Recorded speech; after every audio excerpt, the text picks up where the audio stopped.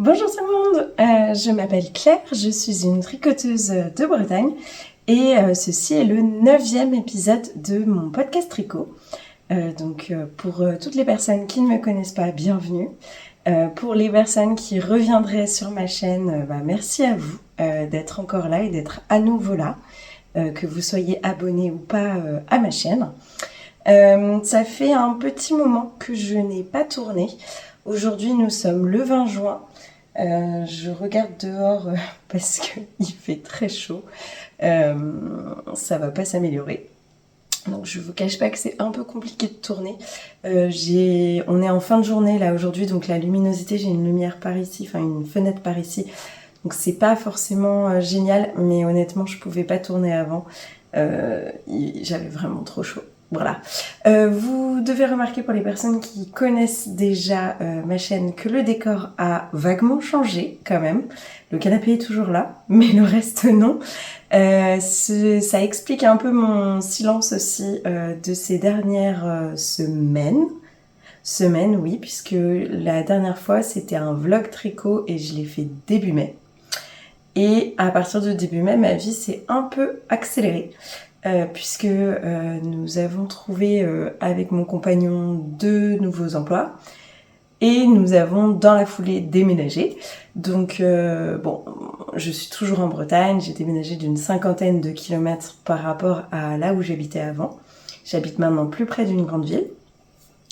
Mais c'est vrai que ça fait des changements, des cartons, de l'installation. Moi j'ai commencé mon nouveau travail depuis une semaine et je suis en formation pas chez moi pendant plus d'un mois. Donc voilà, peu de temps pour tricoter ces derniers temps, encore moins pour tourner. Il y a eu des cartons dans la maison un petit moment quand même, le temps d'en venir à bout. Donc voilà, ceci explique cela. Je vous aurais mis normalement au début de cette vidéo quelques images de la mer et du bord de mer puisqu'on a eu le temps entre notre déménagement et le début de nos emplois de partir 3 jours en vacances sur l'île Dieu.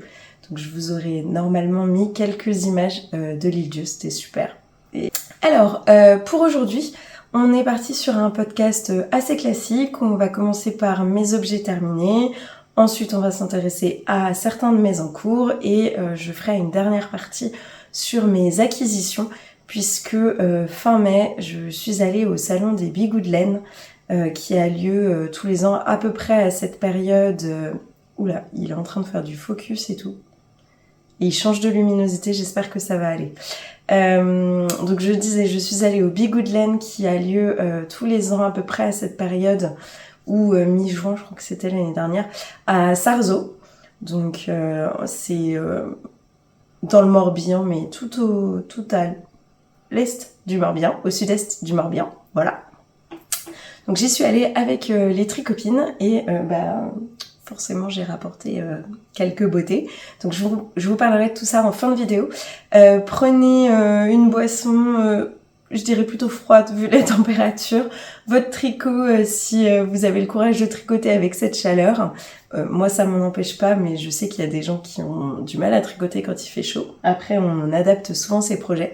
Et puis on est parti. Dernière petite information, je suis désolée, j'ai la voix un peu cassée depuis ce matin. Je pense que j'ai beaucoup trop parlé en formation et donc voilà, ma voix est cassée. Bon, c'est pas grave, je ne suis pas malade, tout va bien, rassurez-vous. On commence par mes tricots terminés. Alors mes tricots terminés, on pourrait dire que j'en ai 2 ou 3, 2 et demi.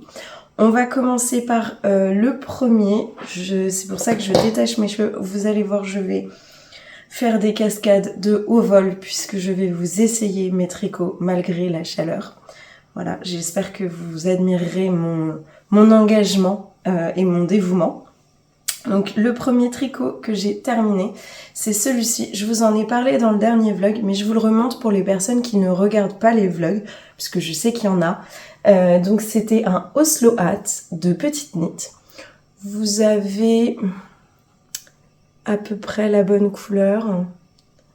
Ouais, là vous avez la bonne couleur. Voilà. Je suis désolée, au niveau des couleurs, on va faire comme on peut. J'ai une fenêtre à gauche, une fenêtre à droite, mais vu l'heure, il est 17h30, quelque chose comme ça. Je suis un peu à l'ombre, donc voilà. On va faire comme on peut, c'est mieux que rien. Donc c'est un Oslo Hat, un bonnet de petite knit. C'est, je pense, le 4e que je tricote. Je vais vous l'essayer. Alors il est pas pour moi, mais il est quand même à ma taille. Il est un peu serré pour moi, mais voilà. Je pense que là, vous avez bien l'aperçu. Il est lavé, bloqué, prêt à être porté. Bon, évidemment dans quelques temps, hein, parce que là, on n'y est pas.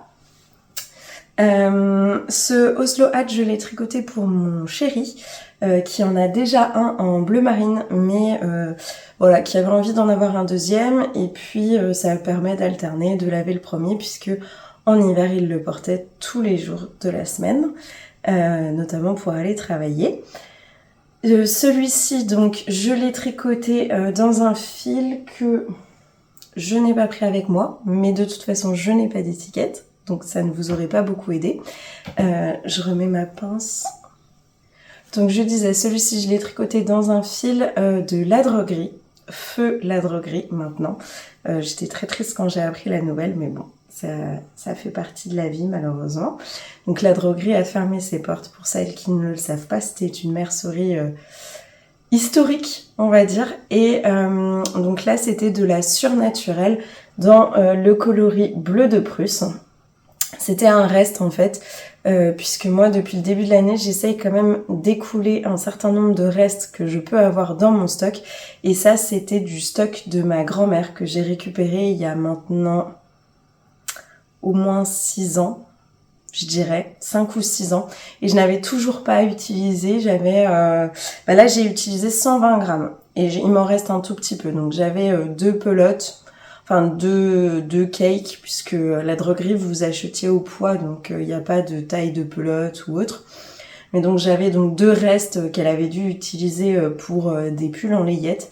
Et je les ai associés sans me préoccuper trop des bains. Honnêtement, j'ai aucun écart, rien du tout, tout va bien. Et j'ai fait ce bonnet. Ce bonnet, je l'ai tricoté en aiguille 3,75, qui ne sont pas les aiguilles recommandées par le patron, puisque normalement il faut être tricoté en aiguille 3. Mais moi je trouve ça très serré, ça me fait un peu mal aux mains. Et puis le bonnet est quand même assez chaud en étant en aiguille. Je me rends compte que j'ai oublié de couper un fil. En aiguille 3,75, et j'ai fait la taille adulte S, donc la première taille des adultes. Pour ce bonnet, assez classiquement, je pense, à force vous devez connaître la construction, vous montez un certain nombre de mailles. Tant qu'à faire un montage provisoire, c'est pas forcément proposé par le patron, mais moi c'est ce que je fais. Vous tricotez un certain nombre de centimètres pour faire le revers. Ensuite, vous rassemblez les deux. Vous faites du jersey. Alors, vous faites du jersey endroit dans ce sens-là. Ensuite, vous faites une manipulation pour changer de sens votre tricot. Vous faites ensuite un certain nombre de centimètres ici, puis la couronne de diminution, qui est quand même assez simple et classique. Voilà, je pense que vous la voyez pas mal. Moi, la différence, c'est que donc j'ai pas utilisé les aiguilles recommandées par le patron. J'ai pris des aiguilles un peu plus grandes. J'ai utilisé mon fil en double, la surnaturelle. Je l'ai tricoté en double. J'ai fait un montage provisoire, alors que c'est pas forcément proposé, mais je trouve ça beaucoup plus simple après pour rejoindre ces mailles. Et la deuxième différence, c'est que moi, je ne fais jamais le même nombre de centimètres ici que ce qui est proposé par le patron, parce que on préfère, nous, quand nos bonnets sont plaqués sur la tête. Et si vous utilisez le nombre de centimètres qu'elle préconise, moi, ça fait un bonnet plus slouché. C'est pas du tout notre effet recherché. Donc je réduis un peu avant et ensuite je fais la couronne de diminution. Je pense que j'ai rien d'autre à vous dire sur ce patron. Honnêtement, il est simple, il est bien expliqué. Moi, c'est ma 4e version. On porte toutes les autres versions. Il est agréable à tricoter, et puis l'avantage, c'est que ça va tout seul, quoi. Alors forcément, c'est un peu long puisque là, il y a un double revers. Le revers est tricoté 2 fois. Mais ça se fait quand même très bien, et surtout, du coup, il est très chaud au niveau des oreilles, ce qui est quand même vraiment pas mal. Voilà pour ce bonnet. On va pas s'éterniser dessus parce qu'on a pas mal de choses à se dire quand même. Mon deuxième, je regarde ici parce que là j'ai mon petit carnet avec mes notes. Voilà. Alors, mon deuxième projet que j'ai terminé, mon deuxième tricot terminé, j'avais très hâte de le finir parce que j'en avais un peu marre, pour tout vous dire. C'est ma marinière Clovely. Donc un patron, hop, je me recule un peu pour que vous voyez en entier. Donc c'est un patron de Elong avec Anna. Voilà. Qui est donc même lavé, bloqué et les boutons ont été mis. Je vais vous montrer excusez-moi. Je vais vous montrer de plus près les boutons parce que après je vais pas pouvoir faire des acrobaties. J'ai une table ici. Donc je pourrais pas prendre trop de recul et faire trop d'acrobaties. Voilà. Là vous voyez bien les petits boutons. Sont des boutons en plastique avec un effet marinière. Enfin un effet marin je trouve. Qui était dans le stock de ma maman. Qui a un stock très grand de boutons. Très conséquent. Donc je suis allée piocher dedans pour trouver mes boutons.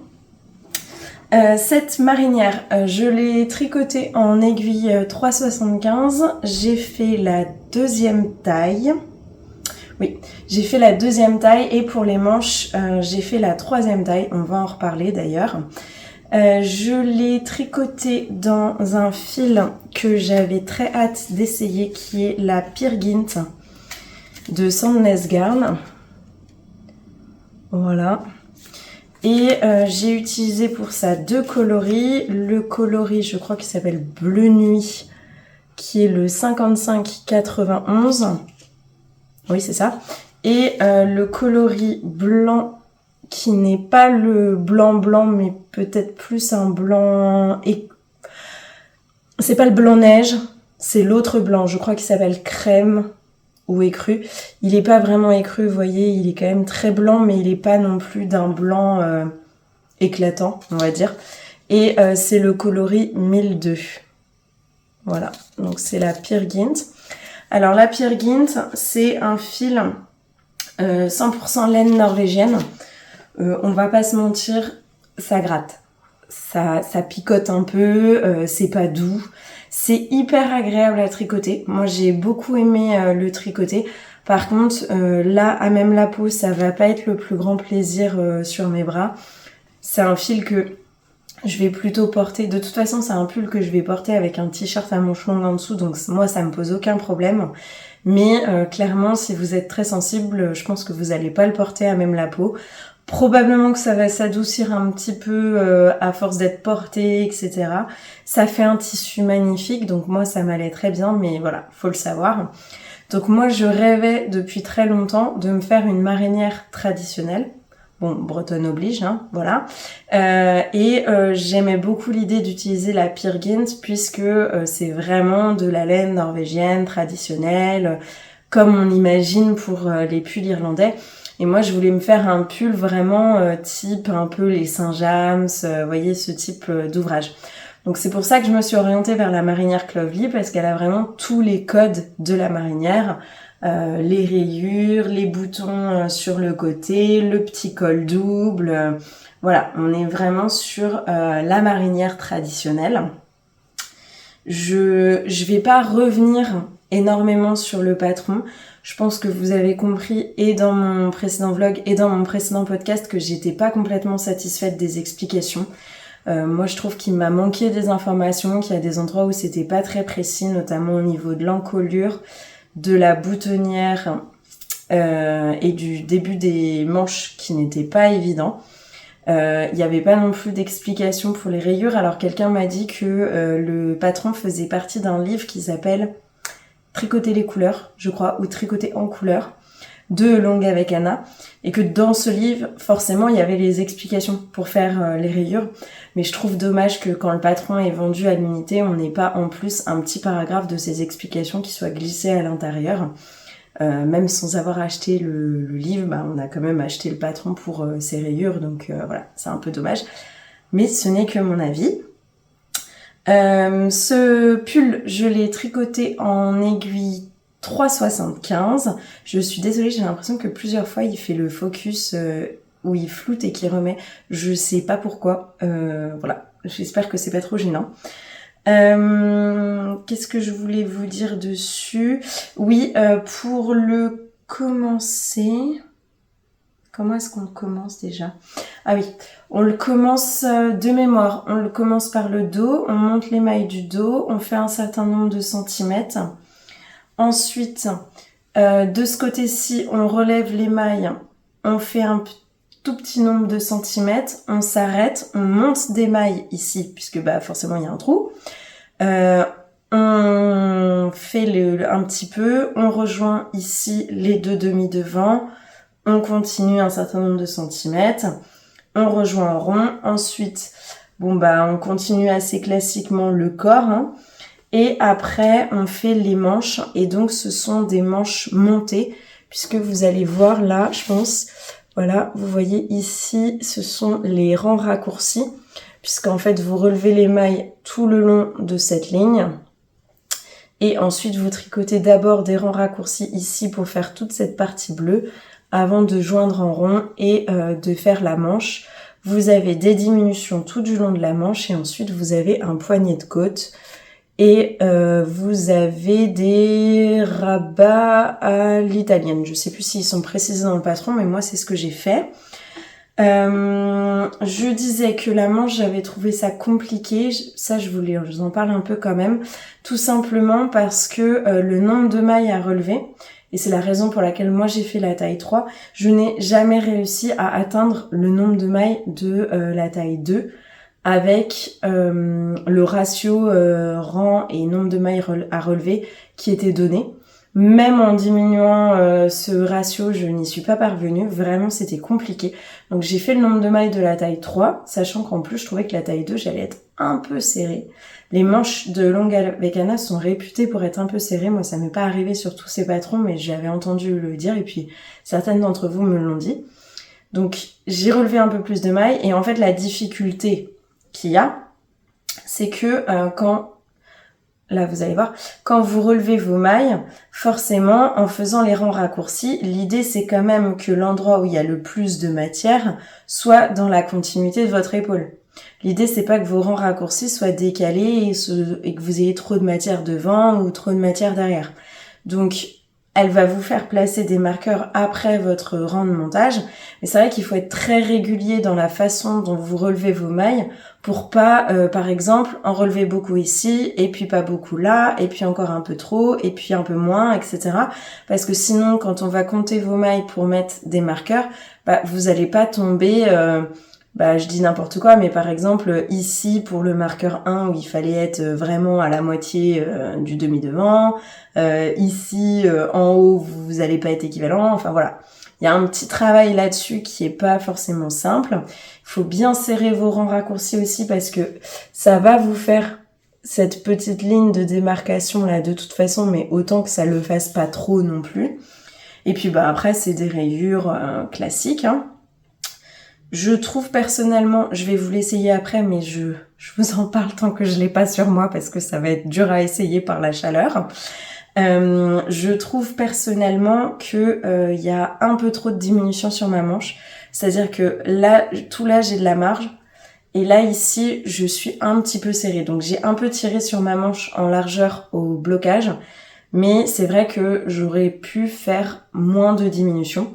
Sauf que évidemment, je m'en suis rendu compte, j'avais fini ma première manche et j'avais pas du tout envie de la détricoter. Donc j'ai fait pareil pour la deuxième, et puis je me suis dit que j'allais m'y habituer. C'est pas non plus insurmontable, mais si vous avez la possibilité, essayez bien votre manche en route, parce que je trouve que ici c'est un peu serré. Moi, pour les rayures, ce que j'ai fait... Alors, elle se voit un peu, ma démarcation. Je vais peut-être pas vous la montrer sur les manches, parce que sur les manches, vous avez le problème des diminutions en plus. Je vais vous montrer sur le corps. Parce que sur les manches, forcément, vous avez la diminution à peu près à l'endroit où vous changez votre fil. Donc, ça accentue un peu le décalage des rayures. Sur le corps, moins. Donc, je vais vous montrer, voilà. Moi, mon changement de rayure, il est là. Donc, il est pas parfait. Et puis, ça tire un peu à certains endroits. Mais je le trouve pas catastrophique. Vous voyez, ça va. Bon, en plus, il y a la pliure, parce que forcément, j'ai pas encore porté mon pull depuis que je l'ai terminé. Voilà. Donc, moi, ce que j'ai fait, c'est que j'ai tricoté à chaque fois un premier rang avec la nouvelle couleur. Et au deuxième rang, j'ai glissé la première... non, j'ai été attraper la maille du dessous pour la tricoter en même temps que la maille du premier rang. Voilà. J'ai glissé la jambe sur l'aiguille et j'ai tricoté ensemble, par exemple, une maille de bleu et une maille de blanc quand j'étais sur la rayure blanche. Et après, j'ai fait pareil. J'ai coupé mes fils blancs, mais j'ai fait courir mon fil bleu parce que y avait quand même pas beaucoup de rangs. Et je voulais pas non plus que ça tire trop le tricot pour les fils blancs. Voilà. Donc, j'ai rentré ça à peu près proprement à l'intérieur. Voilà. J'espère vraiment qu'au niveau lumière, on n'est pas cata. Hein. Mais bon, je maîtrise pas trop. Pour le reste, je pense qu'on est bon. Je vous ai parlé de la construction. Si, il y a une autre chose que je voulais absolument vous dire aussi, c'est que il faut pas forcément vous fier à la quantité de laine qui est indiquée sur le patron. Alors, information à prendre avec des pincettes, puisque dans le patron, moi je suis pas très grande, hein, et il fallait que je fasse 42 cm sous emmanchure. Jamais je fais un pull à 42 cm sous emmanchure personnellement. Je pense que là, je dois en avoir dans les 35 avec les côtes. Normalement, c'est à peu près ce que j'avais déterminé, 35 avec les côtes. Donc j'ai quand même 7 cm de moins. Donc forcément, je consomme moins de laine.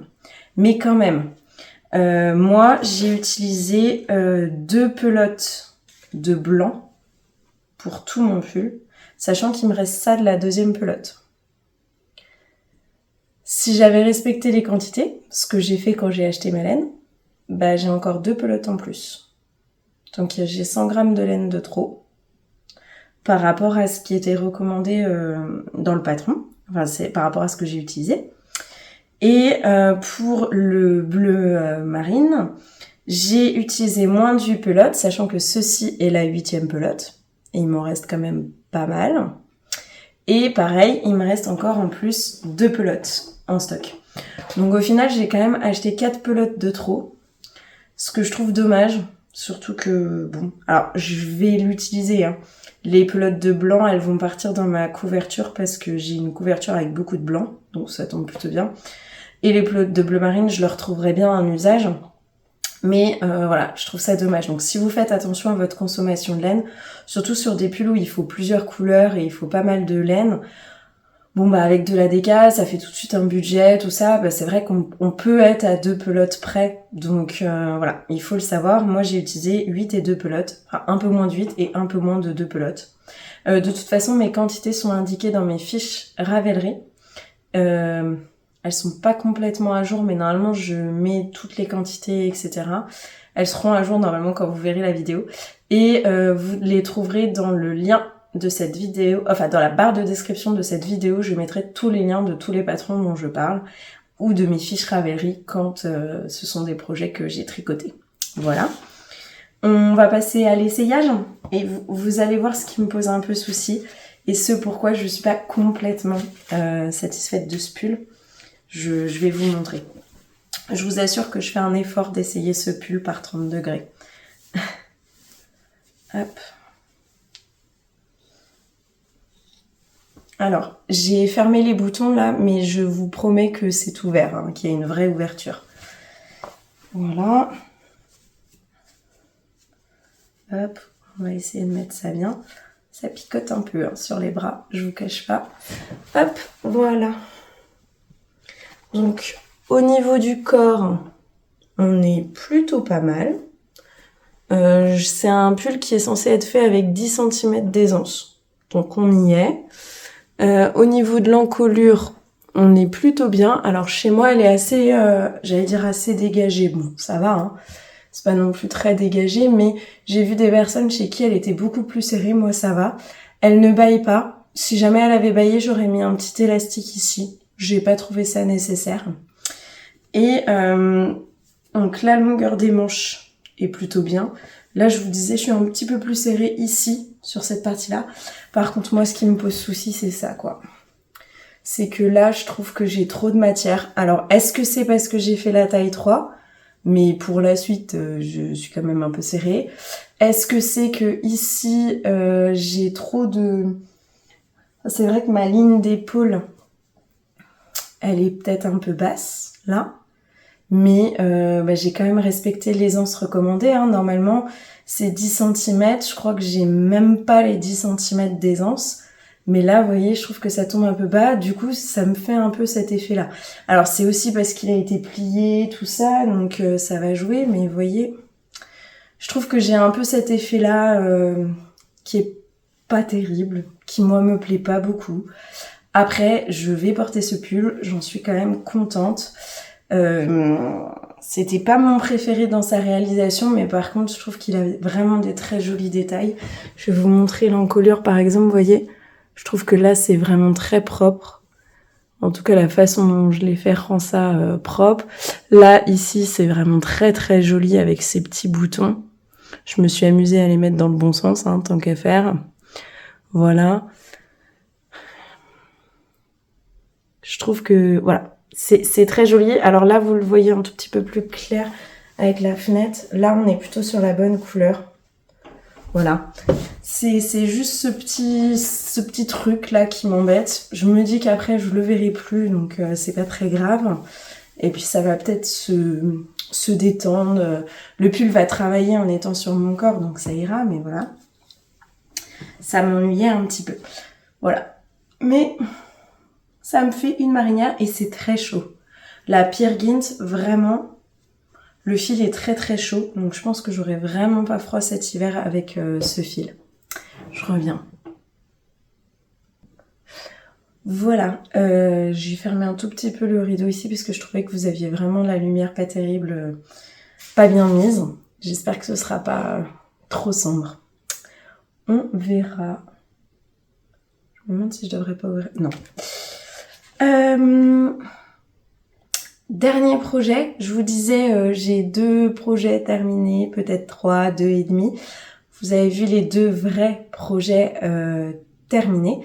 Maintenant, je vais vous montrer celui qui est presque terminé. Alors si vous ne regardez que les podcasts, vous ne l'avez jamais vu. Si vous avez vu le vlog, vous en avez aperçu un bout. Je l'ai tricoté à toute vitesse. Alors si on accepte les 2 semaines où j'ai pas tricoté à cause du déménagement, ça m'était pas arrivé depuis que j'ai repris le tricot il y a... ça fait quoi, 6 ans que je tricote maintenant? Ça m'était jamais arrivé de m'arrêter pendant 2 semaines, mais voilà. J'ai presque terminé mon zipper sweater. Voilà, voilà. Alors, je suis désolée, il est un peu froissé.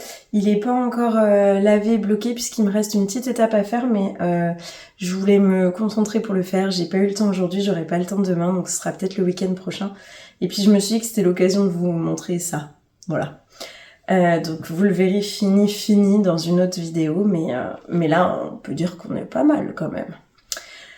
Donc, j'ai tricoté un zipper sweater light de petite knit, puisqu'elle a 2 patrons. Elle a la version normale, enfin non, elle en a plein des patrons, parce que je crois qu'il y a aussi celui pour le man et celui pour les enfants. Mais bon, en tout cas, pour les femmes, elle a le zipper sweater et le zipper sweater light. La différence, c'est essentiellement l'échantillon et le fait que ici, sur le classique, vous avez des côtes torse. Donc moi, j'ai fait le light, et en plus, j'avais pas le bon échantillon. Normalement, l'échantillon du zipper sweater, c'est 20 mailles. Moi, j'avais 23 mailles.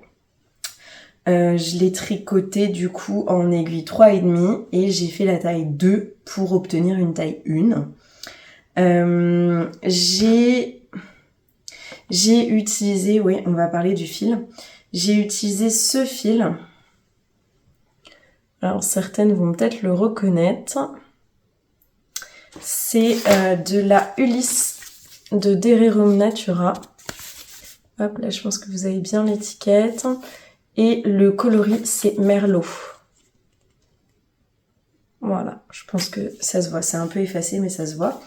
J'avais acheté 7 pelotes et ça, c'est tout ce qui me reste de la 7e, sachant que je l'ai quand même entamé. J'ai fait la moitié de mes côtes du bas avec la petite tirette là que je vais vous montrer. Et il me reste un peu de couture à faire avec. Donc il va m'en rester, mais pas tant que ça.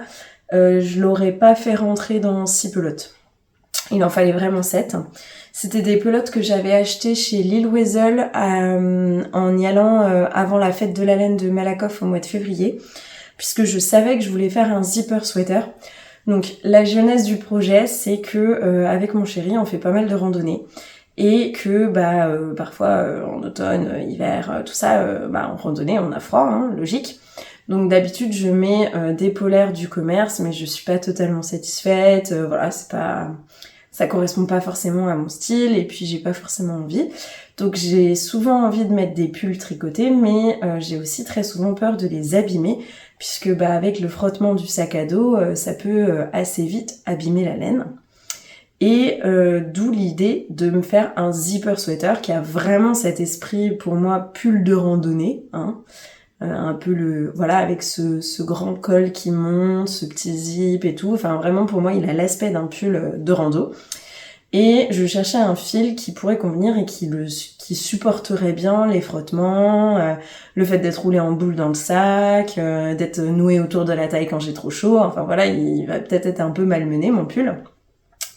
Et j'ai un pull dans la Gilliatt de Dererum Natura. Et mon chéri aussi en a un dans un autre coloris. Et ce sont des pulls qu'on n'a jamais rasés, qui n'ont jamais bouloché, qui n'ont jamais feutré, qu'on a beaucoup porté. Lui notamment a énormément porté son pull. Le pull n'a pas bougé, la laine n'a pas bougé, rien du tout. Donc je me suis dit quand même, la Gilliatt de Dererum Natura, elle est parfaite pour ça. Sauf que quand j'y suis allée, le coloris Merlot n'était pas disponible. Et le zipper sweater, l'échantillon, il est entre la Gilliatt et la Ulysse. Et je me suis dit, tant pis, c'est pas grave, je vais prendre la Ulysse. Et puis, je ferai une taille au-dessus. Donc c'est ce que j'ai fait. Donc c'est le premier que j'ai en Ulysse, mais c'est vraiment... En fait, c'est la même qualité de laine, c'est juste que le calibre n'est pas le même. Ce que j'aime avec ces laines, c'est que ce sont des laines avec beaucoup de gonflants, puisque ce sont des fils cardés. Et il y a pas mal de profondeur. Alors est-ce que vous allez voir? Là, vous avez quand même la bonne couleur. Je sais pas si vous allez vous rendre compte de la profondeur de la laine, puisqu'en fait, elle est mélangée pour ce coloris-là entre du mouton, du mérino d'Arles blanc et du mouton... Est-ce que c'est un mérino aussi? Oui, c'est un mérino aussi, noir portugais. Donc ça donne des nuances un peu plus foncées à la laine. Ça donne un petit côté chiné vraiment très joli. Et ce pull, j'ai adoré le tricoter. Mais vraiment, j'y ai pris un plaisir fou. C'est allé très très vite. Je ne savais pas m'arrêter. Alors c'était aussi parce que j'étais dans une période où j'avais besoin d'un tricot facile, où j'avais pas besoin de réfléchir. Voilà, on était... en train d'attendre les résultats pour nos emplois, d'attendre de trouver un logement, de faire nos recherches et tout. Donc la vie était quand même relativement stressante. Donc j'avais besoin de quelque chose de simple, où j'avais pas besoin de réfléchir, où je déroulais. Là c'était parfait. Donc pour faire un peu la construction, le zipper sweater, vous le commencez par le haut, vous montez un certain nombre de mailles et ensuite vous collez...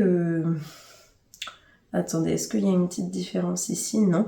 Non, c'est ça. Vous collez une vingtaine de centimètres de côte à 1. Voilà. En aller-retour. Pour pouvoir faire l'encolure.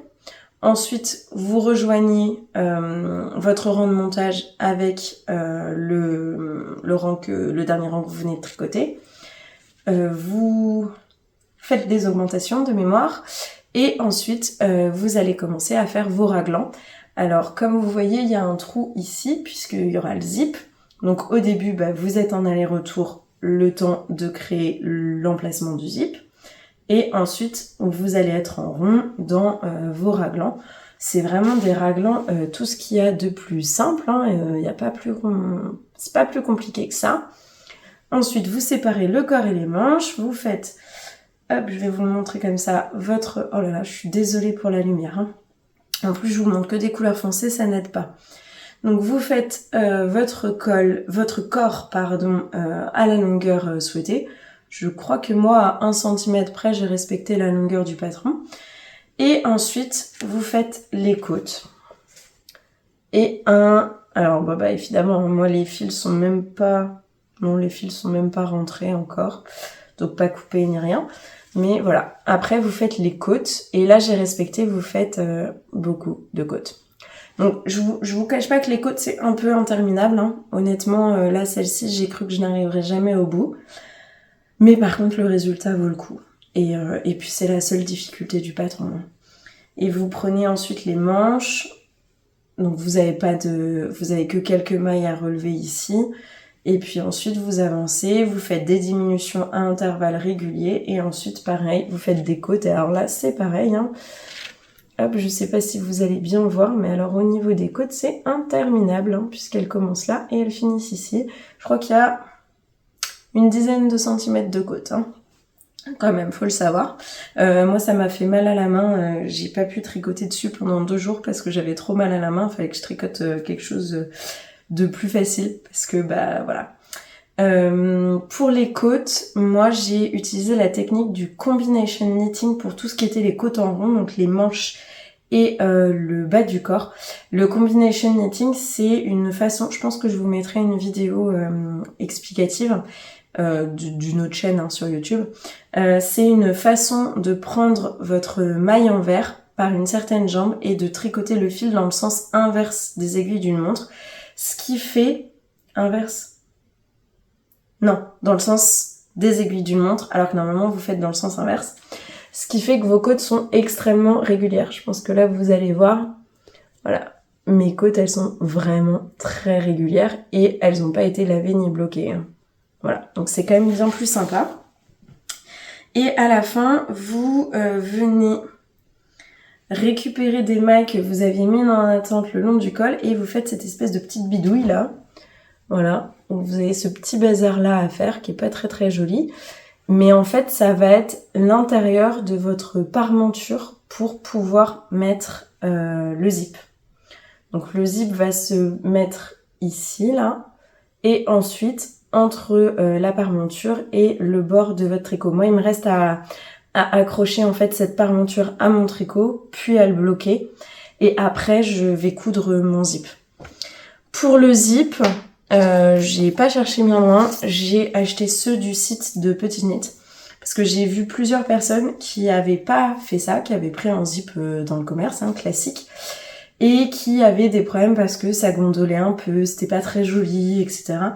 Donc je me suis dit que pour mettre toutes les chances de mon côté, et vu le temps que j'allais y passer et le fait que j'allais beaucoup le porter, je voulais pas me planter au niveau du zip, donc j'ai pris ceux du site de Petit Knit. Donc elle vous dit lesquels acheter, hein, les 35 cm. C'est assez lourd, hein, mine de rien, parce que là la tirette, je sais pas comment ça s'appelle, moi j'appelle ça une tirette, mais c'est assez lourd quand même. Et vous pouvez voir que j'en ai acheté 2. Alors moi j'avais pas la couleur de mon pull sur le site, parce qu'il y a plusieurs couleurs de zip disponibles. Donc j'ai pris noir, parce que il y a, comme je vous disais, pas mal de noir un peu dans ma laine, donc je me suis dit que ça irait bien. Et quitte à payer des frais de port, j'ai aussi acheté un zip bleu marine pour pouvoir faire plus tard un zipper sweater bleu marine à mon chéri pour nos randonnées, pour lui aussi. Voilà. Je regarde mes notes pour savoir. Non, je crois que j'ai rien oublié. Je vais vous l'essayer. Alors évidemment il est pas lavé, pas bloqué, les fils sont pas rentrés. Et puis bah il reste ce zip, mais comme ça vous avez une petite idée de l'allure. Pour les manches, je suis pas sûre d'avoir respecté le nombre de centimètres, mais moi je suis petite, donc je fais pas forcément la même taille de manche que ce qui est recommandé dans les patrons. Hop, hop. Voilà. Alors bon bah évidemment, hein, faut imaginer que ça sera à l'intérieur, que là j'aurai donc mon zip ici tout du long. Mais bah vous avez une idée de ce que ça donne, hein. On est pas mal, hein, quand même. J'aime beaucoup beaucoup la couleur. Je suis très très contente de mon choix de couleur. Voilà, et puis je pense que je pourrais replier un peu le col comme ça une fois ouvert. Ça sera pas mal. Alors là, forcément, c'est un peu serré, hein. Mais bon, c'est pas bloqué. Et puis l'idée, je suis pas non plus complètement engoncée ici dans mon tricot. Voilà. Je suis ravie. Je suis ravie de ce tricot. Je l'enlève très vite parce que j'ai très très très chaud avec. Mais comme ça, vous aurez eu une petite idée. Du coup, maintenant, on va pouvoir passer à mes encours. Donc, vous savez, hein, moi, je suis multi-encours, donc j'en ai commencé plusieurs. Il y a des ouvrages dont je vais pas vous parler, que vous avez déjà vu dans d'autres vidéos, tout simplement parce que je les ai pas avancés. Alors, soit je les ai mis de côté parce que c'était pour moi j'avais pas la tête à ça. Soit parce qu'ils étaient assez peu transportables, je pense notamment à mon scout shawl. Voilà, en ce moment je suis en déplacement toute la semaine, autant vous dire que le scout shawl avec ses 5 pelotes et son jacquard, pardon je me gratte, et son jacquard en aller-retour, c'est pas totalement compatible. Donc voilà, il y a des choses que je peux pas faire, et puis il y en a d'autres aussi où avec la chaleur c'est un peu compliqué de les tricoter, ça fait une masse chaude sur les genoux, donc voilà, j'y arrive quand même pas. J'arrive à tricoter quand il fait chaud, mais pas forcément sur des projets très très chauds. À ce propos d'ailleurs, je vais quand même vous parler de quelque chose parce que ça va me laisser du temps pour réfléchir et pour avoir vos retours. La semaine dernière, il faisait encore pas très chaud. Et donc moi, dans mon grand enthousiasme, ayant à peine terminé ma marinière et mon zipper sweater, je me suis dit, écoute Claire, tu pars en déplacement, t'as envie de nouveaux projets, tu vas te faire plaisir et tu vas monter quelque chose, tu vas faire un échantillon avec ces 2 fils-là que j'ai dans mon stock depuis un petit temps et qui sont vraiment mais magnifiques, magnifiques. Donc ça c'est la roulotte d'Hélène, donc le mohair. Donc ça c'est le mohair de la roulotte d'Hélène. Alors elle a pas de nom de coloris. Et je l'avais acheté pour aller avec cet écheveau. Alors je peux vous le montrer comme ça va être plus parlant. Voilà, donc c'est de la Tricot et Stitch, le coloris Lava Love, que j'avais acheté au Knit It 2024. Voilà, quand j'étais allée au Knit It. Donc j'avais acheté 2 écheveaux comme ça, et à la fête de la laine de Malakoff 2025, j'ai acheté 2 écheveaux de ce mohair. Et pleine d'enthousiasme, la semaine dernière, j'ai fait un échantillon. Il est magnifique. Alors, vous l'avez un peu saturé. Je pense le manque de lumière fait qu'il est un peu saturé, mais voyez les nuances un peu plus foncées, un peu plus orangées, un peu plus roses. Vraiment, je suis totalement fan de cet échantillon. Et j'avais prévu de monter le pull, sauf que la canicule est arrivée. Donc tricoter du mohair n'était plus envisageable. Donc je l'ai mis de côté. Et en fait, ça m'a aussi... Enfin, c'est aussi la raison pour laquelle je l'ai mis de côté, c'est que j'ai un doute sur le pull à tricoter. Donc je vais vous mettre les photos ici des 2 pulls entre lesquels j'hésite. J'hésite entre le... Je vais mal le prononcer, je vous le dis tout de suite. Le Eldresostre de Lucienne Tricotte ou le Rufus de Aurélie Lapoule. Mon cœur a tendance à balancer vers un Rufus d'Aurélie Lapoule. Je me dis, ce pull avec cette ouverture sur les 2 côtés, ça me plairait beaucoup. En plus, je trouve que, c'est bête, hein, mais l'ouverture sur les côtés, ça va forcément faire un peu d'air. Donc il sera peut-être pas le pull le plus chaud de ma garde-robe. Et comme ce coloris est quand même très printanier, ça tombe plutôt bien plutôt que de le faire avec un coloris très hivernal, quoi. Voilà, c'est juste une petite réflexion, je sais pas si ça a beaucoup de sens. Donc mon cœur balance, je suis plutôt partie sur le Rufus, mais j'ai quand même un petit doute. Le Eldresostre, ça fait longtemps que je veux le tricoter. Je trouve jamais vraiment la laine pour le faire. Je me dis que dans ce coloris-là, il serait quand même magnifique. Donc voilà, si vous avez un avis, si vous avez beaucoup aimé l'un ou l'autre de ces 2 patrons, ou j'ai jamais tricoté ni un patron de Lucienne Tricotte, ni un patron d'Aurélie Lapoule, je ne connais pas leur travail. Enfin si, je connais leur travail parce que j'ai vu leur patron tricoté par d'autres personnes, mais je n'ai jamais vu leur patron. Je ne les ai jamais tricotés, pratiqués, voilà. Donc si vous avez un retour à me faire, s'il y en a un qui vous plaît plus par rapport à cette couleur, je vous la remonte parce que vraiment, c'est pas incroyable ça quand même. C'est vraiment incroyable, hein. C'est aussi beau que ce que vous voyez, c'est même encore plus beau que ce que vous voyez. Voilà, donc si vous avez une idée, ce sera pour quand il y aura plus de canicule. Voilà. En attendant, dans mes projets transportables et faciles à tricoter, j'ai ma paire de chaussettes. Je crois que je vous l'ai déjà montré la dernière fois. Je tricote une paire de chaussettes avec, hop, si j'y arrive, ces 2 fils. Voilà, donc celui-ci, ouais, vous avez la bonne couleur. C'est de la Jawol de Lange dans le coloris 366. Je crois que quelqu'un m'a dit que c'était les derniers chiffres qu'il fallait regarder. Et ça, c'est de la Grundel Hot Sock Manerba. Et c'est le coloris 07.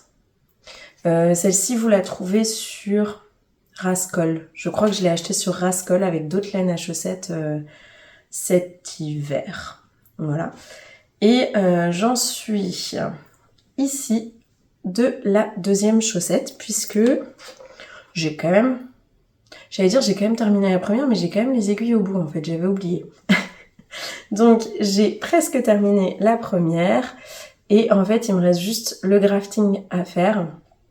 Je crois que je pouvais pas l'essayer au moment où j'ai fini la chaussette, et du coup je me suis dit j'attends un peu de voir si mon pied passe bien, et après j'ai oublié.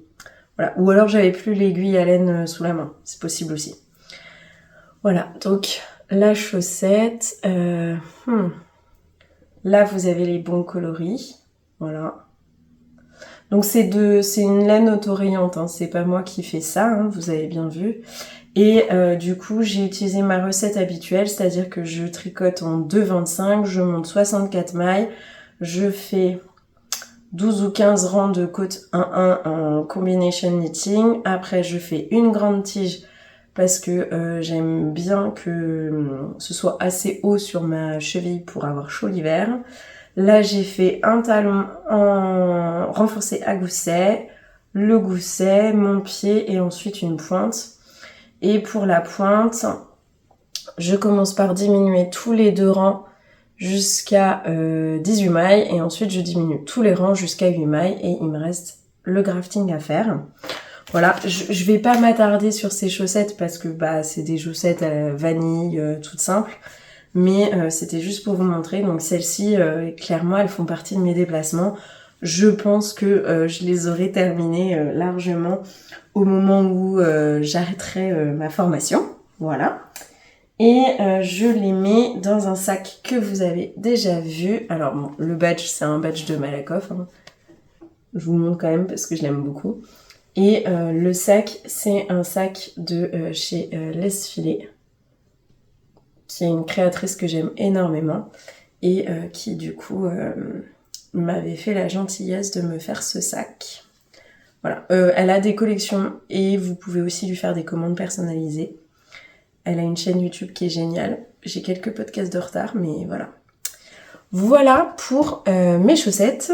On va pas en parler beaucoup plus parce que ça reste des chaussettes. Et ensuite, j'ai 2 autres projets. Le premier, c'est un nouveau pull, puisque j'ai terminé 2 pulls, j'ai le droit de tricoter un nouveau pull. Alors, beaucoup de gens vont me dire que vous êtes en tricot d'été. Moi, je continue de tricoter des pulls toute l'année. Alors, vous allez voir, le dernier projet, c'est un tricot d'été. Mais c'est pas la majorité de ce que je tricote. D'une part, parce que je les porte, mais quand même moins. En tout cas, moins longtemps que mes pulls, que je porte vraiment beaucoup.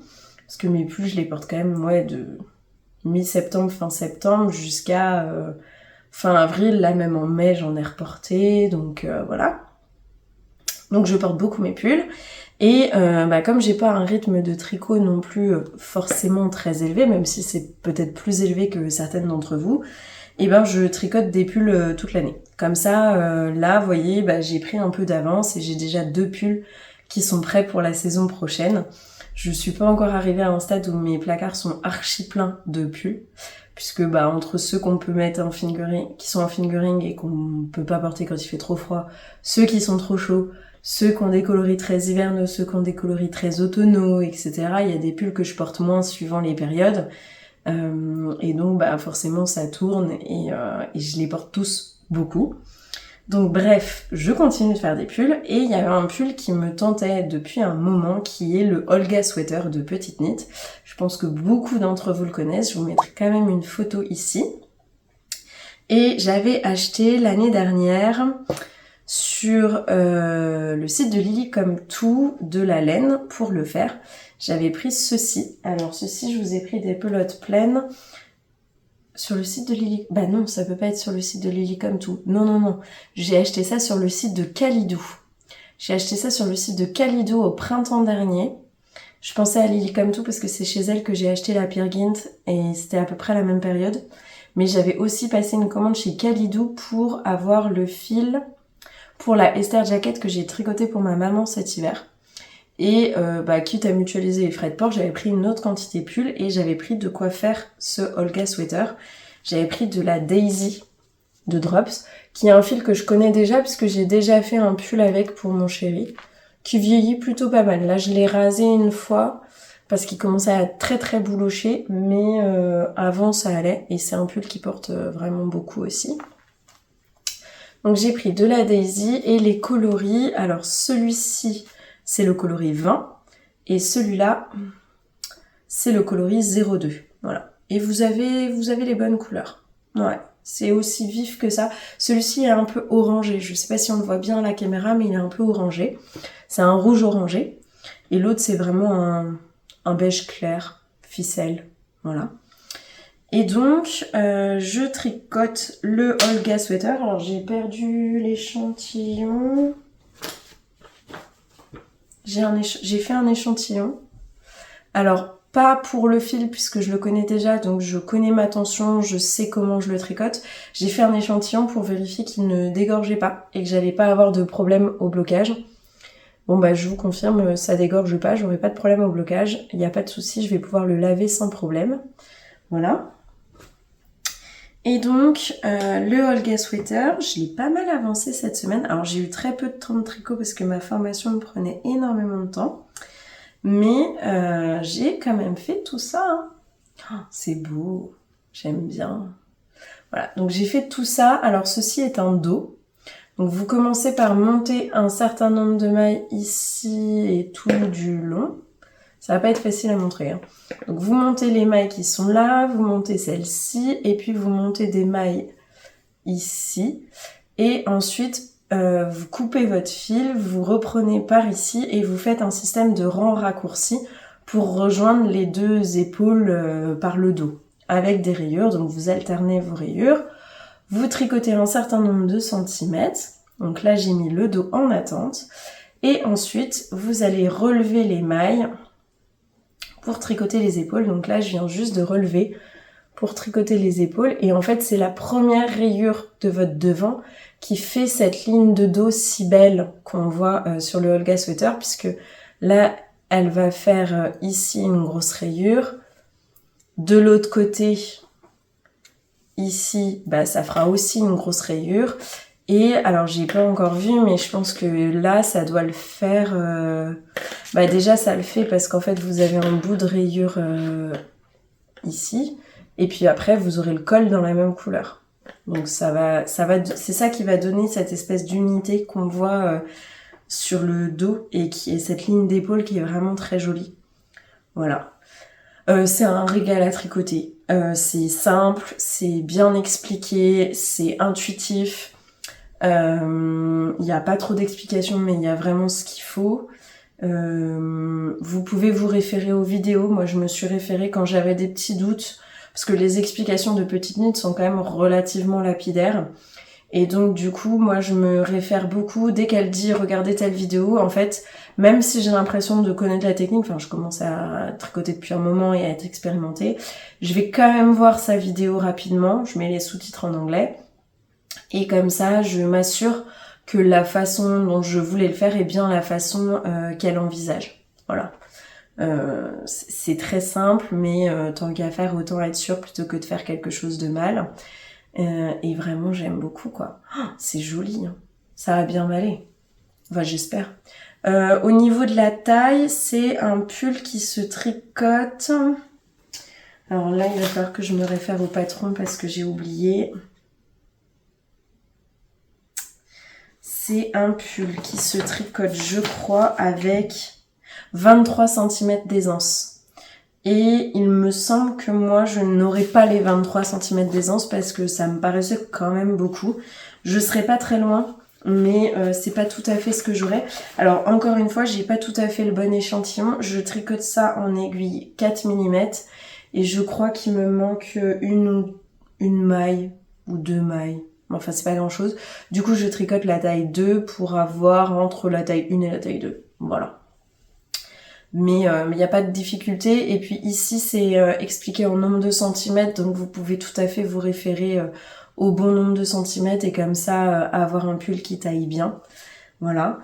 Ça va être très beau. Avec un jean bleu, là, pour le printemps prochain ou pour septembre, je le vois vraiment très très bien. Alors, j'avais hésité quand j'ai acheté ces deux-là. Au début, je voulais prendre du écru. Alors, si je vous montre avec la Peer-Gynt, voilà. Et en fait, j'avais peur que ça fasse Charlie dans Où est Charlie. Voilà. donc j'ai pris du beige pour avoir moins ce côté Où est Charlie. Et je regrette pas du tout mon choix, je le trouve très sympa. Je trouve que ça change et que le rouge pète bien. Donc ça me plaît beaucoup. Voilà. Je pense que c'est tout ce que j'ai à vous dire pour l'instant. De toute façon, je l'avance bien. Donc vous le verrez avancer dans le prochain podcast, peut-être terminé, on verra. En tout cas, je tricote bien dessus.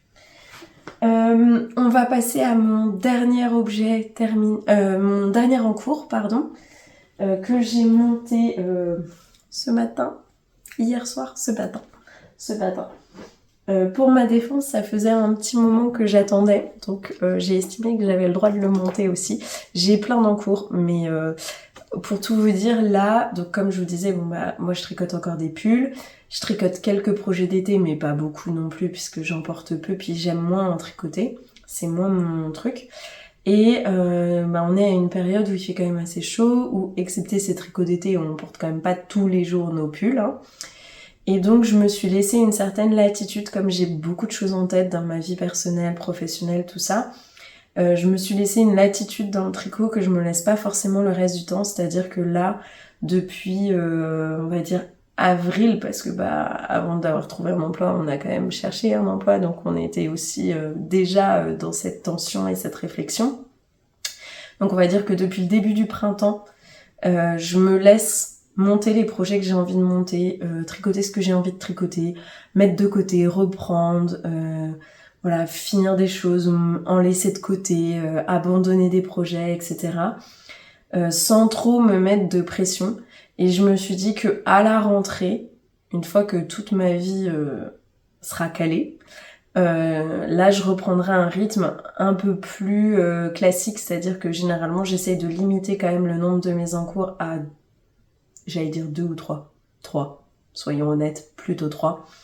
À plutôt 3 encours, avec plutôt une seule grosse pièce, de façon à avancer vite dans mes projets, parce que c'est aussi la période à partir de laquelle je vais commencer à pouvoir vite les porter, une fois qu'ils seront tricotés. Donc c'est vrai que si je mets 6 mois à les tricoter, c'est quand même moins sympa, parce que j'ai tout ce temps en moins pour les porter. Là, en ce moment, si je mets 3 mois à tricoter mon pull, c'est pas très grave, puisque de toute façon, je ne vais pas pouvoir le porter avant 3 mois, ou 2 mois, mais voilà.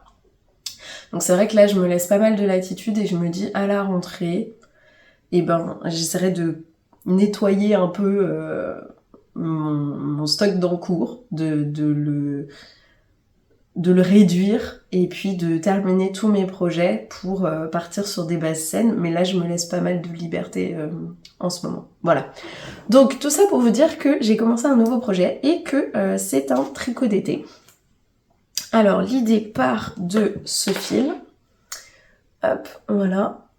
Vous avez la bonne couleur. Vous devez bien le voir. Ce fil, c'est de la Belle de Drops. Voilà.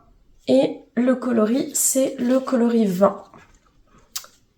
Je sais pas si vous allez bien voir là, je suis pas certaine. Voilà. Croyez-moi sur parole, c'est le coloris 20 en belle de Drops. Alors ça, en fait, j'ai passé une commande chez Kalidou il y a un très long moment.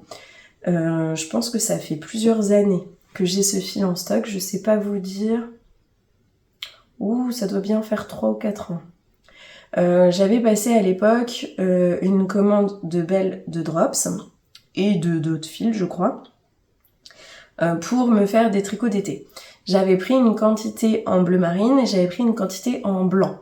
J'ai tricoté la quantité en blanc il y a très longtemps, il y a 2 ans, je crois, pour me faire un cutarty de Sari Nordlund. Je pense que je pourrais vous remettre une photo. Et j'avais pas beaucoup apprécié le tricot de ce t-shirt parce que je trouvais que le fil était très lourd, c'était très dense. Alors je le porte, j'aime beaucoup le porter, mais voilà, j'étais pas complètement satisfaite de mon choix. Et puis j'avais cette deuxième quantité qui m'attendait. J'ai essayé de faire un autre t-shirt avec, mais malgré un échantillon qui était censé être bon, le produit fini était pas du tout bon. Donc j'avais dû tout détricoter. Et donc j'avais un peu boudé le fil. L'année dernière, quand j'ai décidé de faire des tricots d'été, je les ai fait en mérinos pour être tranquille parce que je connais le comportement de la laine. Je sais comment elle réagit face au blocage, etc. Donc je savais que le résultat fini me plairait. Alors qu'avec les fils végétaux, j'ai toujours un peu de difficulté. Donc j'avais vraiment tout boudé. Et puis cette année, j'ai déménagé, donc je suis retombée sur mon stock, je l'ai réemballé, désemballé, tout ça, voilà. Et donc je me suis dit que quand même c'était vraiment dommage de pas utiliser cette quantité. J'ai vu le podcast de Emma Tricolibri qui tricotait de la belle de Drops, qui adorait, qui prenait beaucoup de plaisir. Je me suis dit quand même, on va y retourner. On va y retourner. Quand je vous dis fil végétal, la belle de Drops, pour ceux qui connaissent pas, c'est un fil composé de 53% de coton, 33% de viscose et 14% de lin. Voilà, d'où cet effet un peu... on voit, je trouve, qu'il y a plusieurs fils mélangés. Et c'est vraiment un très joli bleu marine, donc j'étais très contente de l'avoir, mais voilà. Je savais pas trop quoi en faire. J'ai fait un échantillon. La dernière fois, j'avais tricoté mon fil en aiguille 4 pour mon premier top et j'avais trouvé ça trop lourd. Entre-temps, j'ai vu pas mal de recommandations, notamment un post Instagram, je crois, de Marie-Christine Lévesque, qui est designeuse, et qui disait que pour les fils végétaux, c'était bien de les tricoter un peu plus lâches que ce qu'on estimait. Pardon, je suis désolée. Un peu plus lâche que ce qu'on estimait devoir faire avec un fil de calibre similaire en laine, parce que c'était des fils qui avaient besoin de place. Donc en fait, ma belle de Drops, peut-être qu'il fallait pas que je la tricote en 4, mais un peu plus, avec des aiguilles un peu plus grosses. C'est ce que j'ai fait dans l'échantillon, je l'ai tricoté en 4,5. Alors évidemment, il est un peu transparent, mais quand je le mets sur ma peau, on voit rien. Et effectivement, je trouve qu'il a un peu plus il est plus fluide, il est plus agréable. Donc je me suis dit que c'était une bonne idée. Et j'ai à peu près 20 mailles. Je suis allée chercher dans les patrons qui me plaisaient. Et je savais un peu ce que je voulais faire. Je voulais faire le Marigold Tea. Tea ou top. Le Marigold Tea. Je vais vous mettre une photo ici de Winter Weather Knits, qui est une designeuse pour laquelle j'avais testé un pull il y a quelques années et qui en échange m'avait offert un patron pour me remercier d'avoir été testeuse et j'avais choisi ce patron-là. Sauf que je ne l'avais jamais tricoté. C'est un patron qui normalement se tricote en fingering, mais Winter Weather Knits, Joey, elle a une particularité, alors je sais pas comment vous donner l'explication, mais généralement, dans ses choix de fils, quand elle vous dit fingering, elle a pas un échantillon fingering. Quand elle vous dit qu'elle a pris un fil en DK, elle a pas un échantillon, enfin voilà. Je sais que pour son premier pull, j'avais eu des difficultés à trouver un fil qui correspondait en termes d'échantillon par rapport à la catégorie de poids qu'elle donnait. Il fallait prendre un fil Aran, je crois, avec un échantillon de je sais plus combien de mailles. Et j'avais vraiment des difficultés à l'atteindre et j'avais dû prendre un fil différent. Donc je savais que c'était pas forcément un fil fingering qu'il allait me falloir. Et effectivement, avec sa fingering, je crois que c'est même de la light fingering, elle a un échantillon de 22 mailles. Moi j'ai ça en DK. Donc, avec ce fil-là. Sauf que comme je le tricote en 4,5, j'ai 20 mailles. Je me suis dit, bon, 20 mailles, 22 mailles, t'as l'habitude. Claire, tu n'es jamais dans les échantillons, c'est pas très grave. Il fallait aussi 2 couleurs. Et moi, j'en avais qu'une, j'avais que ça. Et j'avais pas assez de reste dans mes fils végétaux pour trouver une couleur contrastante. Donc j'ai repassé une commande chez Kaleido, c'est pour ça que j'ai attendu un peu, puisque ma commande n'est arrivée que... moi je l'ai reçue que ce week-end, puisque j'étais à la maison que ce week-end. Et j'ai commandé encore de la belle de Drops, mais j'ai pris leur coloris 29 pour aller avec mon coloris et faire la dentelle. Donc sur le t-shirt que je vous aurais montré, je vais faire la couleur principale en bleu marine et la dentelle en rouge. J'aurais pu choisir du blanc, c'était plus classique, mais j'avais envie de quelque chose qui me changeait un peu, donc j'ai pris du rouge. Je trouve ça très joli, je suis très contente de mon choix. J'ai une petite thématique rouge en ce moment, si vous prenez ça, voilà. Il y a une petite thématique en ce moment. Ça et une thématique rayures aussi, hein. Visiblement, j'ai un petit souci avec les rayures en ce moment, mais bon, voilà. Et donc, j'ai commencé. Et figurez-vous que ça va pas être simple, cette affaire. Puisqu'en fait, le Marigold Tea, il se tricote non pas de haut en bas, comme on a l'habitude. Il se tricote de gauche à droite. Enfin, ou de droite à gauche, je sais plus. Mais en tout cas, il se tricote dans ce sens-là, pour pouvoir faire les rayures verticales. Et en plus de ça, il se tricote à plat. En fait, si je prends un exemple là, vous allez tricoter ici la manche, vous allez faire ici une couture, et ensuite vous allez tricoter là le devant et le dos, et vous ferez une couture ici. Donc, en fait, l'échantillon à regarder, c'est pas tellement le nombre de mailles, puisqu'en fait ça vous donne la longueur, c'est plutôt le nombre de rangs, ce dont on n'a pas trop l'habitude en tricot. Et alors en nombre de rangs, je suis complètement plantée. Je crois qu'il faut 30 rangs. Attendez, je m'interromps, j'ai mon... Excusez-moi, j'ai mon frigo qui est dans la même pièce qui s'est mis à faire du bruit. Voilà. Donc d'habitude, on a l'habitude d'avoir un nombre de mailles qui est important et le nombre de rangs, on s'en fiche un peu. Bon là, c'est le nombre de rangs et moi j'ai 25 rangs au lieu de 30. Donc il va falloir un petit peu adapter le patron, à la fois en hauteur et en largeur. Et j'ai une deuxième adaptation à faire puisque le patron, en fait, il se tricote ici jusqu'au milieu, ici jusqu'au milieu, et là vous faites un grafting ici et un grafting dans le dos. Autant vous dire que moi avec un fil végétal, déjà faire un grafting sur tout un pull, j'ai pas du tout envie, mais alors avec un fil végétal, je suis sûre que ça va se voir. Donc je vais essayer de faire mon pull en totalité d'un seul tenant. J'ai vu des personnes qui l'avaient fait, donc je pense que ça doit être faisable. Et je vous montre mon petit début, que je trouve très beau, mais qui pour l'instant est à peine commencé. Voilà. Donc j'ai monté un certain nombre de mailles, j'ai fait... Oh là là, vous voyez rien avec la transparence. J'ai fait des côtes, du jersey, et là on vient de faire un motif de dentelle. C'est pas très simple hein, pour vous montrer, voilà. Donc là on a fait un motif de dentelle. Est-ce que vous allez voir quelque chose? C'est pas terrible hein, mon affaire. Voilà, et puis on va continuer ensuite comme ça. J'ai mis des petits bloqueurs de mailles et là j'ai un petit anneau marqueur qui vient de chez Lysandre Ourdin que j'avais acheté au Knit It. Voilà.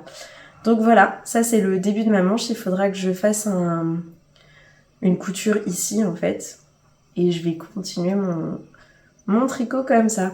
Donc souhaitez-moi bon courage parce qu'on n'est pas rendu quand même dans cette affaire. Il faut que je recalcule absolument tout en enlevant des rayures, en rajoutant des rayures, en enlevant des rangs, etc. Donc je le tricote en 4,5 et je fais la première taille pour avoir... Je sais plus si c'est pour avoir la deuxième taille, je crois que oui. Je crois que cette fois c'est ça. Après, l'avantage que j'ai, c'est que c'est un t-shirt qui se porte normalement avec... entre 25 et 30 centimes. entre 20 et 25 cm d'aisance ou entre 25 et 30 cm d'aisance. L'aisance est vraiment très importante sur ce pull. Donc au pire, s'il me manque un petit peu de largeur, ça va pas être très grave. Je devrais quand même être largement à l'aise et il devrait m'aller quand même. Voilà. Mais j'ai assez hâte. Et l'avantage, c'est qu'avec ce fil végétal, j'ai pas trop chaud pour le tricoter en ce moment. Voilà. C'est tout ce que je voulais vous dire pour ce qui concerne mes encours, en tout cas ceux que j'avance. Et le fait d'avoir acheté ce petit complément de fil chez Kalidou m'amène à ma partie achat. Donc j'ai fait quelques acquisitions, bon, évidemment, alors je vais vous les montrer rapidement parce que c'est pas non plus le fil... Enfin, ça reste du fil à chaussettes, mais évidemment que quand j'ai fait ma commande chez Kalidou, j'ai pas pris que mes 3 pelotes de rouge. Je me suis dit que tant qu'à faire, encore une fois, j'allais mutualiser les frais de port. Je commande pas très souvent sur internet, voire quasiment jamais, et j'aime pas trop payer les frais de port, donc j'essaye de rentabiliser un peu le truc. Donc j'ai pris 2 autres qualités que je connais, qui sont donc des fils à chaussettes, pour pouvoir faire des chaussettes, on n'a jamais assez de chaussettes. J'ai pris de la Fabelle de Drops. C'est pas mon fil préféré. Généralement, je le trouve un peu, très rêche, très sec. Mais je dois admettre que les chaussettes que j'ai en Fabelle de Drops, je les porte tout le temps en hiver. Elles sont très agréables à porter quand même et très résistantes. Et ce coloris, alors c'est le 928, je vais vous le mettre pour que vous puissiez voir. Je le trouvais vraiment magnifique. Je pense que c'est un des nouveaux coloris qu'ils ont fait et je le trouvais vraiment très beau. Donc je me suis dit que c'était l'occasion. J'ai pris une pelote et il faudra que je trouve un contrastant dans mes laines. Mais je pense que je vais trouver ça assez facilement. Et j'ai pris une deuxième quantité chaussettes, puisque j'ai demandé à mon chéri s'il voulait une deuxième paire de chaussettes. Je lui avais tricoté, vous savez, ces chaussettes-là, qui sont des chaussettes qu'il met plutôt en intérieur. Les Slow Morning Decay de Camille Eng, qui sont des chaussettes en déca assez épaisses. Il les aime beaucoup. Et donc du coup, il m'a demandé de lui faire plutôt une deuxième paire de chaussettes épaisses qu'une autre paire de chaussettes en fingering. Et donc j'ai pris de la Fiesta de Drops, qui est une laine à chaussettes. Oh, est-ce que vous allez bien voir? Là vraiment, on n'a plus de lumière là. Hop, on va essayer d'en remettre un peu, voilà. Qui est une laine à chaussettes de Drops que j'aime beaucoup pour le coup. Et j'ai pris le coloris 21. Je crois que le nom du coloris, c'est Capitaine de vaisseau.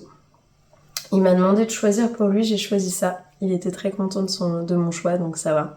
Je sais pas pour quand c'est, mais il aura un jour des chaussettes comme ça. Voilà.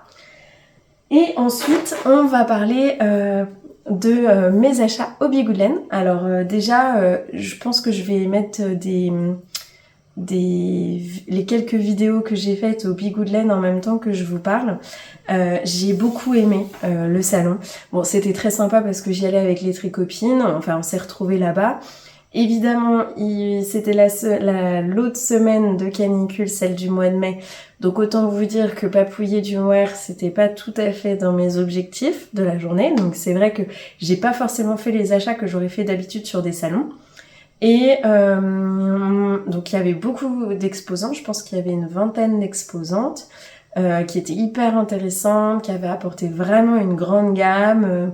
C'était assez varié dans les coloris, etc. Il y avait quelques teinturières qui étaient quand même restées très dans les coloris hivernaux. Moi, c'était pas forcément ce dont j'avais envie, donc j'ai pas acheté chez elles pour cette fois-ci. Et le seul défaut que j'ai trouvé à ce salon, c'est que j'ai trouvé que la salle était très bien, mais que elle manquait de lumière. Elle a peu de fenêtres. C'est vrai que moi, j'ai pas l'habitude. C'était ma première fois au Bigouden. J'ai l'habitude de Malakoff qui se passe dans une école, donc il y a des très très grandes fenêtres où on voit très bien à la lumière du jour. Là, c'était plutôt avec l'éclairage artificiel, donc c'est vrai que je trouve qu'il y avait des stands où on voyait moins bien les couleurs, mais bon, c'est très personnel. Et je vais vous montrer mes achats et je vais en profiter aussi pour vous demander votre avis et votre aide. Donc la première chose que je vais vous montrer, c'est mon obsession des rayures qui continue, puisque c'était mon premier achat. Je suis allée chez Maison Corlaine et j'ai acheté un de ces fameux écheveaux des matelotes. Donc les matelots, c'est une collection d'autorayons qu'elle a fait. Et moi j'ai pris le coloris, le Trimartolo. Hop, je vous mets ça comme ça.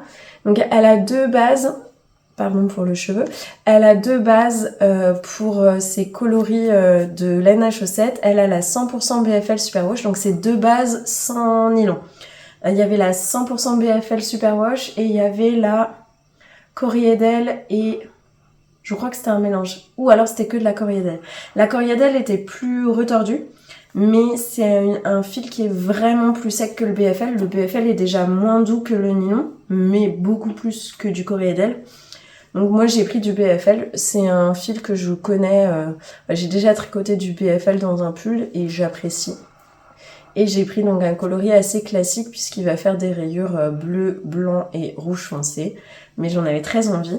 Et pour aller avec, j'ai pris le coloris Manfred qui, je crois, est le rouge, mais c'est peut-être pas exactement celui-là, mais elle vendait des mini pour pouvoir les mettre avec et faire les contrastants. C'était celui qui allait le mieux, je trouvais. J'avais pas envie du bleu foncé. Donc ça ira très très bien pour une paire de chaussettes. Je pense que quand j'aurai fini mes chaussettes actuelles, c'est celles-ci que je monterai parce que j'ai très hâte de pouvoir les tricoter. Ça faisait très longtemps que j'attendais de voir Maison Corlaine en salon pour pouvoir lui prendre ce fil, donc je suis très très contente de l'avoir fait. Et ensuite, j'avais envie de coloris printanier, puisque je me suis rendu compte que dans ma garde-robe de pulls, j'avais beaucoup de pulls aux couleurs automnales, beaucoup aux couleurs hivernales et très peu de pulls aux couleurs printanières.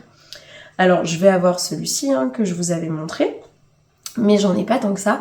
Et j'ai pas beaucoup de pulls en fingering, donc j'ai essayé de prendre plutôt des quantités fingering. J'aurai pas de mohair à rajouter, donc c'est vrai que ça va soulager mon budget. C'est pour ça que je me suis permis aussi de prendre de la laine teinte main. Et j'ai commencé par craquer chez Laine de Motte. Voilà. J'ai pris son coloris Pomelo. Hop. Et là, vous l'avez. Je pense que vous avez à peu près la bonne couleur. C'est... Ah, voilà. Là, vous êtes un peu mieux en termes de couleur. Voilà. C'est vraiment ce très très joli rosé avec pas mal de nuances. Une pointe de orange dedans. Vraiment, je le trouve très... Enfin, Pomelo, quoi. Il porte très très bien son nom. Je l'aime beaucoup, je le trouve très très joli. J'en ai pris 3 écheveaux, donc j'ai de quoi me faire un pull. Par contre, quel pull. Voilà. Et donc, j'ai regardé dans ma bibliothèque Ravelry, en tout cas dans mes favoris Ravelry, puisque moi je fais beaucoup de bundles dans Ravelry, donc beaucoup de dossiers dans lesquels je mets mes favoris. J'en ai un qui s'appelle Pull en fingering. Dedans, il n'y a que du jacquard, quasiment. Donc ça va pas beaucoup m'aider. Puisque là je veux pas faire un pull en jacquard, je veux faire vraiment un pull en fingering. Donc si vous avez des patrons que vous aimez bien et que vous voyez bien pour le printemps, donc peut-être pas avec de la torsade, vous voyez ça fait peut-être moins printanier, n'hésitez pas à me dire. Moi j'avais pensé à un patron, alors je vous mettrai la photo, c'est le pull Coffee de Même les Anges Tricotent, parce que j'ai vu une version chez Pauline de Bulbe Bizarre que j'ai trouvé très belle. Et donc je me dis que ça pourrait être très très sympa dans ce coloris. Je suis pas très dentelle de base, mais cette dentelle là géométrique, je la trouve très sympa. Donc je pense que ça pourrait me plaire. Voilà. Et j'ai craqué ensuite chez Tincture à laine. Et alors, attention les yeux. Voilà.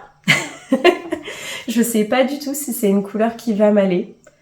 Mais en vérité, j'ai jamais fait de colorimétrie ou de choses comme ça. Je sais que moi, c'est plutôt quand même des couleurs assez saturées, assez vives, vous voyez. Pas forcément des couleurs très...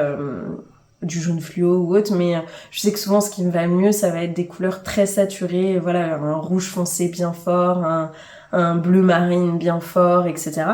Bon, je me suis dit que le vert, c'est quand même une couleur très forte, hein. Donc, moi, ça me plaît. Je sais pas si ça m'ira, mais ça me plaît beaucoup. Et donc, c'est chez Tincture à laine. Voilà. Et c'est le coloris Perruche. Sur sa base... ah oui, je vous ai pas dit, celui-ci, c'était du 85% mérino, 15% nylon. Donc, une base de laine à chaussettes. 400 mètres pour 100 grammes. Celui-ci, c'est du 100% Merino Superwash, donc il n'y a pas de nylon dedans. 366 mètres pour 100 grammes et c'est de la single.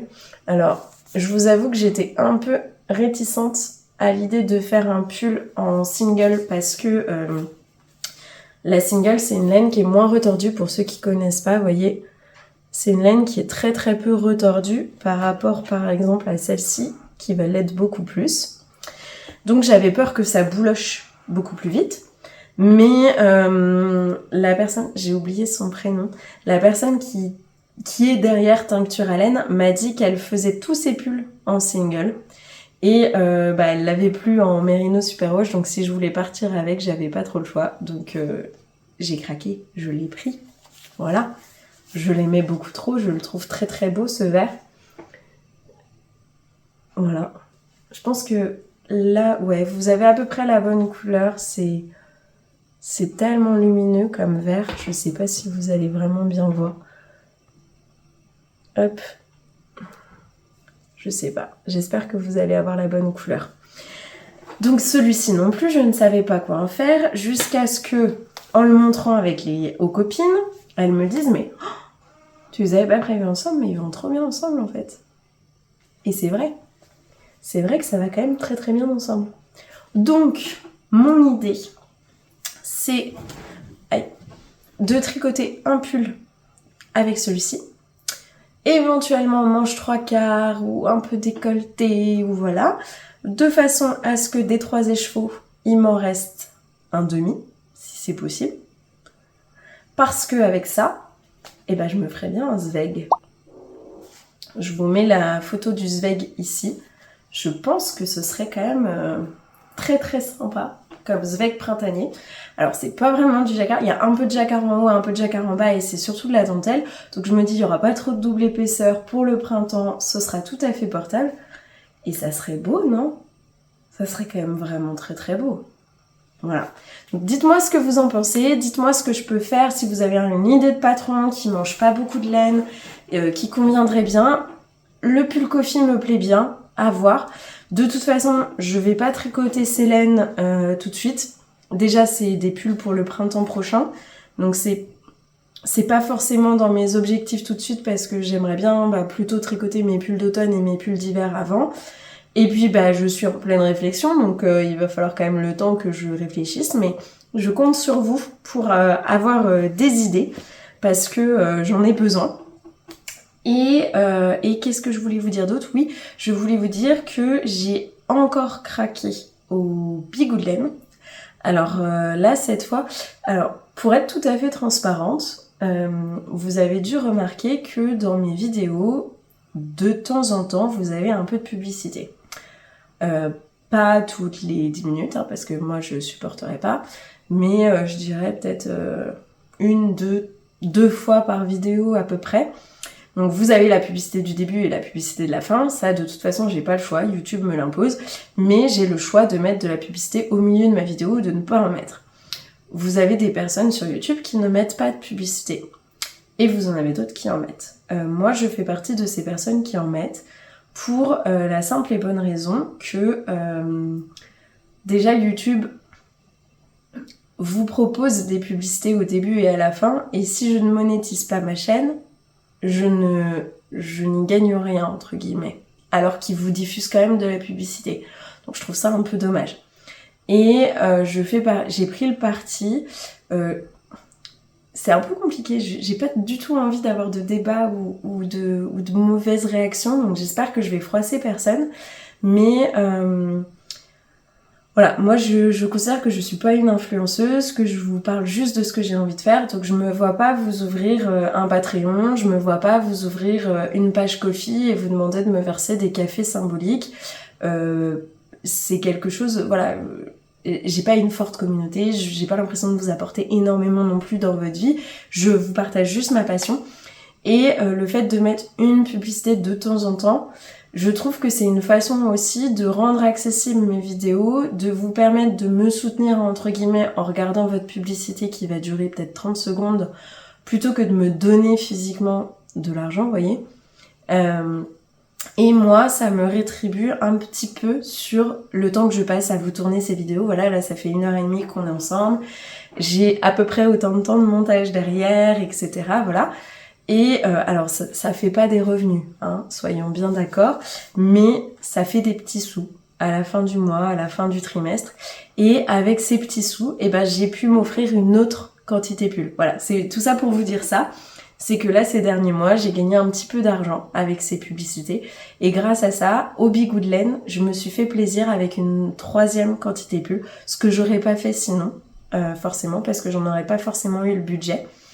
Et alors je vais pas pouvoir vous les montrer cette quantité pull parce que je l'ai commandée sur un stand, puisque la personne n'avait plus assez d'écheveaux sur le stand. J'ai commandé chez Tricot et Stitch, donc la même personne que ces écheveaux là. Et je lui ai commandé son coloris Unicorn. J'en ai pris une vidéo sur le salon pour me rappeler moi aussi, donc je vais vous mettre ici la vidéo du coloris. Vous allez voir, ça pète. En fait, ça fait longtemps que je me pose la question des gilets. Moi, j'ai 3 gilets dans ma garde-robe. J'en ai un bleu marine, un noir et un beige.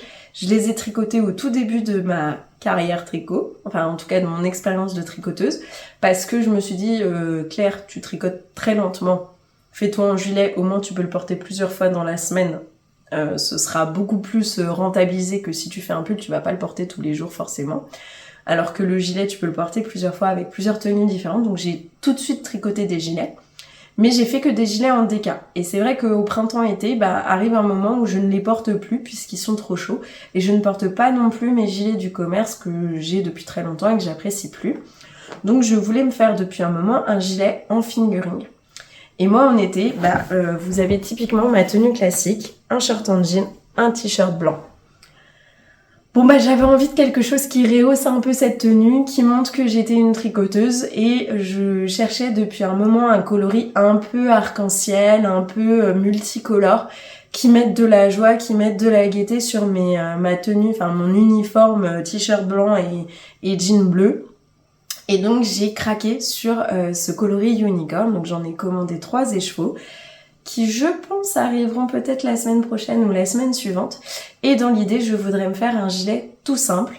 Alors j'ai pensé au je crois qu'il s'appelle le Maggie Cardigan de chez Petite Knit. Je vais encore vous mettre une photo.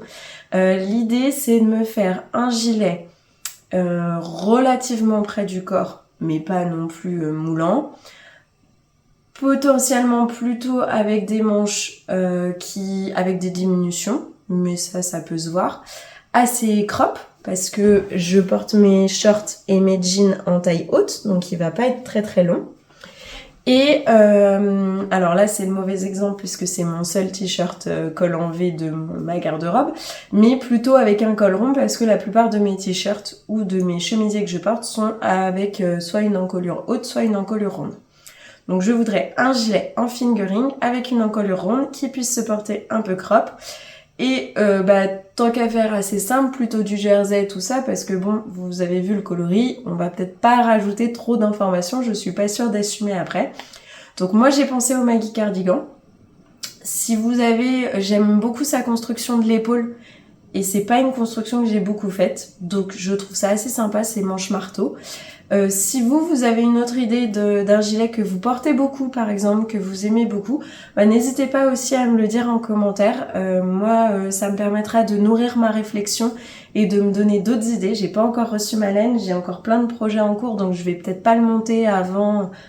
Oh, j'aimerais bien le monter en juillet quand même, pour pouvoir le porter en août et en septembre. Donc je vais quand même le porter vite, mais bon, vous avez quand même le temps d'ici ce que vous voyez la vidéo. Donc n'hésitez pas à me donner vos idées, ça me fera très plaisir. Et je pense que c'est tout ce que j'avais à vous dire pour aujourd'hui. On est déjà au moins... Moi, on est à 1h30 de vidéo. Je pense que je vais faire un peu de coupe, mais pas tant que ça. Donc la vidéo va être assez longue.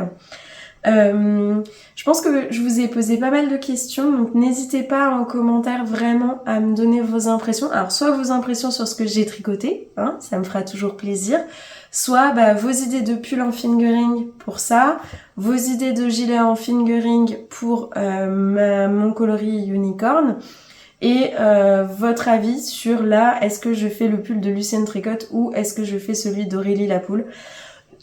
essayez de ne pas me donner d'autres idées de pulls en déca parce que j'en ai plein dans mon Ravelry et que ça a déjà été assez dur de choisir entre ces deux-là.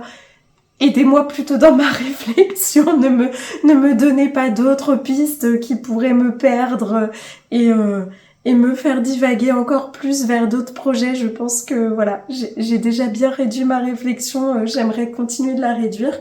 Voilà. Merci en tout cas d'avoir regardé la vidéo jusqu'au bout. N'hésitez pas à la liker, n'hésitez pas à la booster. Ça fait longtemps que j'ai pas posté, donc je suis pas sûre que cette vidéo atteigne toutes les personnes qui me regardent d'habitude. N'hésitez pas à vous abonner aussi, puisque voilà, mon contenu est pas forcément alimenté de façon régulière, donc là, vous abonner c'est quand même la meilleure façon d'être au courant. Et je l'avais pas fait sur les dernières vidéos et j'ai pensé que ça avait peut-être manqué pour certaines personnes puisque j'avais eu moins de commentaires. Les précédentes vidéos, je vous avais donné des emojis pour les personnes qui ne savaient pas forcément quoi dire, qui n'ont pas forcément de réponse à m'apporter sur mes questions, mais qui ont quand même envie de montrer leur présence. En ce moment, je suis en déplacement tout le temps avec ma petite valise. Et puis vous, j'imagine que vous préparez votre valise pour les vacances. Moi, j'aurai pas de vacances cet été avec mon nouveau travail, c'est pas grave. Mais vous, si vous partez en vacances, je vous souhaite de très bonnes vacances. Et n'hésitez pas à me mettre un petit emoji valise. Et peut-être aussi un emoji, par exemple, je sais pas moi, un petit soleil, une petite mer, une petite montagne, en fonction de là où vous avez prévu de partir en vacances. Moi, ça me fera plaisir, ça me fera rêver. Donc n'hésitez pas. En tout cas, je vous fais plein de bisous, je vous souhaite un très bon tricot, je vous dis à la prochaine et tricotez bien, profitez bien, hydratez-vous surtout, je m'hydrate pas assez et voilà, à bientôt.